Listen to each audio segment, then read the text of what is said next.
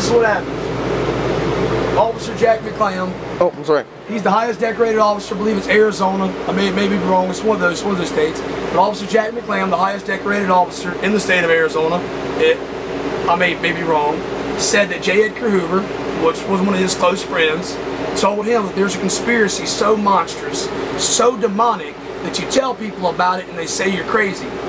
He said that they're taking these dots and they're putting them on mailboxes. I've called the Postmaster General before because I've seen them. They're either yellow, plastic little dots, like they're super glued, yellow, blue, red, pink. And I called them. They said they have no idea what we're talking about, that they didn't put them there. So I kind of find, okay, why are these dots on these mailboxes? Some people say they're mail reflectors, so you know what papers to be dropped off and what else. But I looked at those, and those are actually bigger, and they're actually reflectors. These are little pink red dots. Well, Officer Jack McClam said they're marking the houses by the mailboxes, so when they bring foreign troops over here on us after they declare martial law, that they're going to take those that have the red dot and put them in those concentration camps. If you have a blue dot or a pink dot, I'm not sure which one falls in what category, they immediately take you out and shoot you right in the head. Alright, this man is completely credible. He's well-aged, over the age of 50, highest decorated officer, and he's saying J. Edgar Hoover told him this. I don't see why a highly decorated officer would humiliate himself in front of everyone. Where have you seen these dots?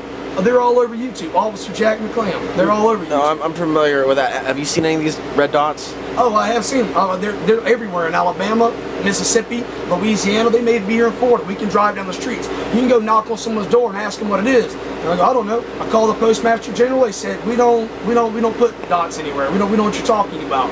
And my Aunt Robin had one of hers. It's yellow. And what's crazy is that you don't know who puts them there, and they're like super glued on there. And we have one, my parents have one in their house. We don't even get a newspaper. If you look at the newspaper reflectors, they are not the exact same reflectors as these other ones. These other little bitty dots are red, pink, blue, green, yellow. Each one falls under a different category. Well, y'all remember when they made everybody, just a few years ago, they made the law that you had the census? Yeah, they wanted to know everything. They wanted to know your religion. Why does the government want to know your religion? It was mandatory. You had to do it. No, you didn't. I didn't do it. I wrote. No. A lot of people didn't do it, but it seems to be mandatory. Everybody's supposed to do it. It's the list of law. At your fucking door. Yeah, they want to know your religion. They want to know every little detail. Why do they want to know your religion? We just went through this whole Census Bureau collection thing a couple years ago. Yeah, how many? Yeah. We're talking about them building up the prisons to. The concentration camps. They're building prisons all across America on the war on drugs. So expound upon your idea of foreigners being brought in, and what countries do you think, and timeline? Okay, timeline, I have no general idea. No general idea. I'm thinking it's going to be maybe in the next few years. I really don't know. Nobody really knows. The foreign troops, this is what I believe, that's why we still have communist countries. Because if every country's the good guy, who's the bad guy really? I'm sure Korea thinks that they're the good guys. So when they fly these foreign troops over here on us after martial law is declared, that's why they're teaching the whole world English. They want them to speak English when they get here. They're going to take them, and American people are going to turn on American people. One day, I believe, we're literally going to look in the sky and see people just parachuting down. We're going to see tanks and Humvees coming past us, and they're going to literally tell everybody, go home. We're going to protect you. I think it's going to be after they crash the economy, after the Federal Reserve Bank crash. I think they're saying, go home, just like they did the Jews. We're going to take care of you. Everybody's going to listen to their country, and they're going to go home. Then they're going to show up with cattle trucks, and they're going to put people in these cattle trucks, and they're going to say, we're going to take care of you. We're going to take you to these protected birding centers, and we're going to feed you, clothe you, protect you. And you're quite literally going to walk to your death like sheep or cattle. You're going to get to these concentration camps, and you're probably going to be starving for 2 weeks. You're going to be happy. My family's happy. And you can see these Jewish people smiling as they're going into these concentration camps, holding their children's hands, being led to their death. And they literally said, women and children in this line, men in this line. If you're elderly, we will come and pick you up, and we will take you there. They stripped them naked, and they gave them an excuse why they have to get clean. We don't want swine flu and Sobibor. So everybody gets naked, and they're like, well, I guess we got to go in here and get clean. They walk 100 people in, execute 100 people. Y'all come on in, next, and they're walking right to their deaths. history repeats itself. They're literally going to do this again here in America. And because we trust our preacher, or because we trust our world leaders, we're literally going to follow them to our deaths. Christ spoke of these concentration camps. Christ spoke of these laws. He says that my people will have to go through persecution at the end. He knows his people will go through persecution at the end. If anybody takes the time to do your own research, you wouldn't have to believe Joe Blow, Patrick. I wouldn't have to try to convince you, because you will convince yourself. People are desperate to hear what they want to hear. People are desperate for you to just tell them what they want to hear. Everything's okay. Everything's fine. You go home, you know, watch TV, play a video game. We're going to take care of you. And that's what they're going to do when they crash the economy. It's morbid that people would rather believe that the only threat out there is U.S. troops walking down the street. It's really sick. They're going to bring these countries who hate us over here. UN troops are a bunch of pussies. Trained them, worked with them, bunch of faggots. They come on over here and mess with one of these blue cords, they're going to find the ace of spades.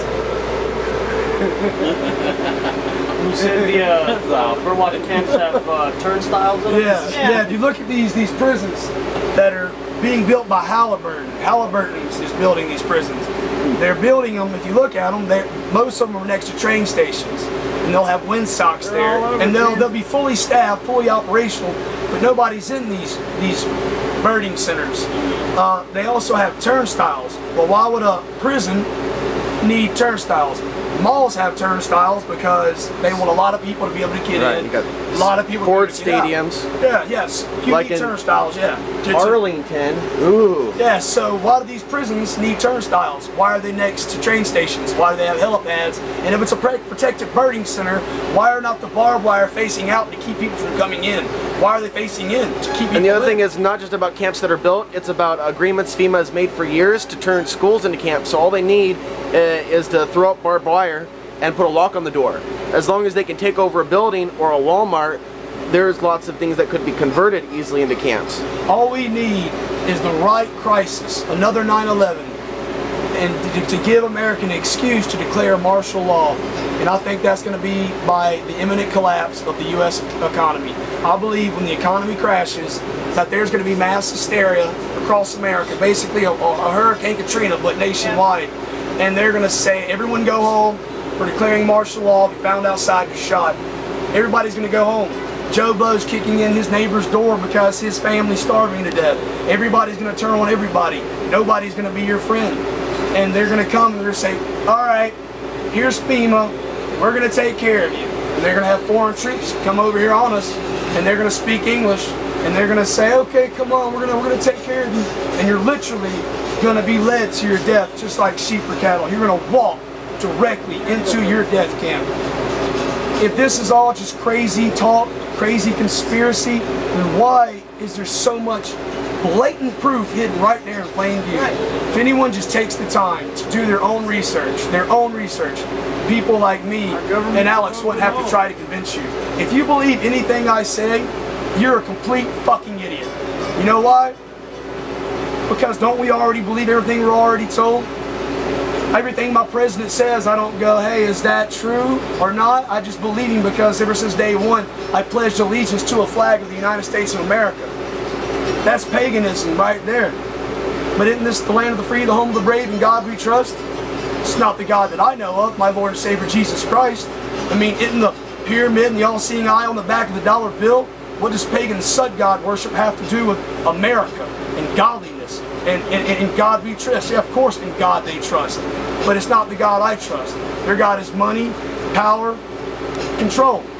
They dumb down the population, hoard the knowledge.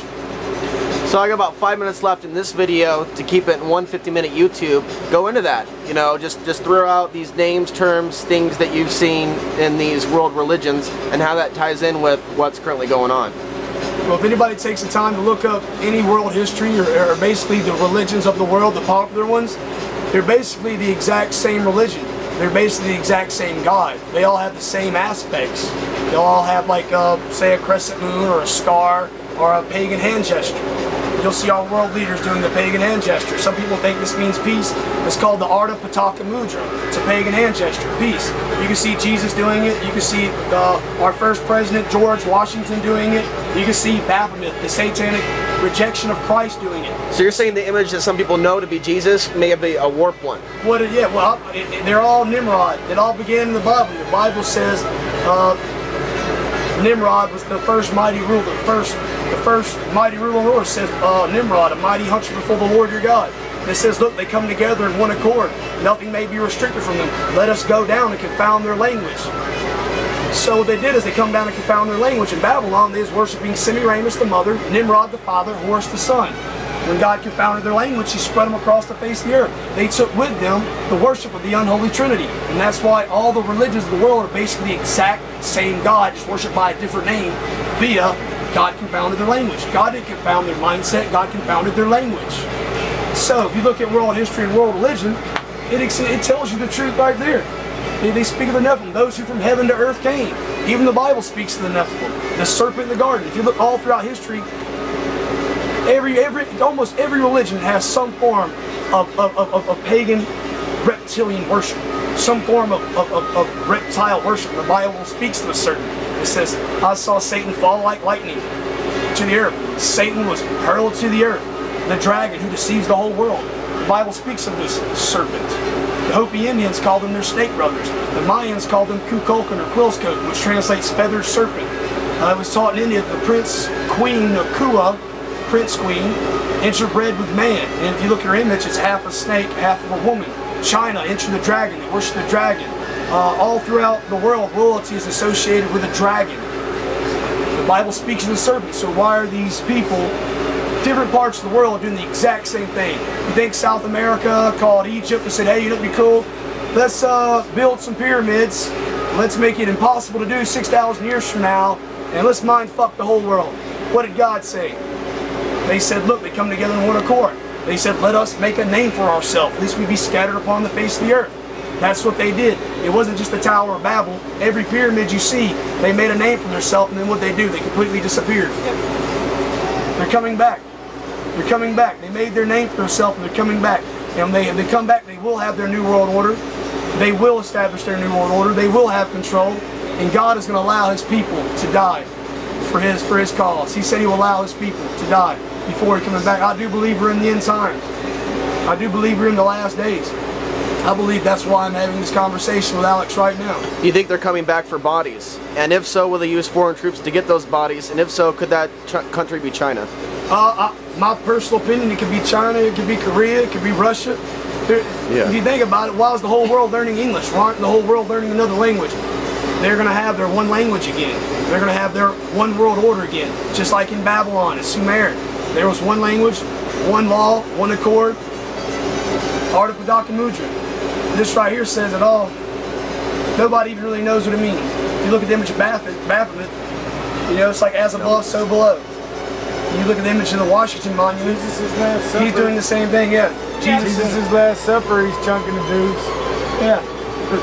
People don't know the significance of what's of pagan hand gestures. So what do we do? Keep the faith. Honestly, my opinion is, when I tell people this, it's rather overwhelming. They don't want to hear it. They go, well, what the fuck do I do? I guess we're all going to die. Well, I'll tell you what I do. I'm going to sum it up real quick because I don't have much time. I'm here to tell you the truth. If you like it or not, I don't care. Pick it up, take it with you, throw it away, whatever. I'm preparing my own way. I'm getting food, I'm getting supplies, I'm getting whatever I can for me and mine.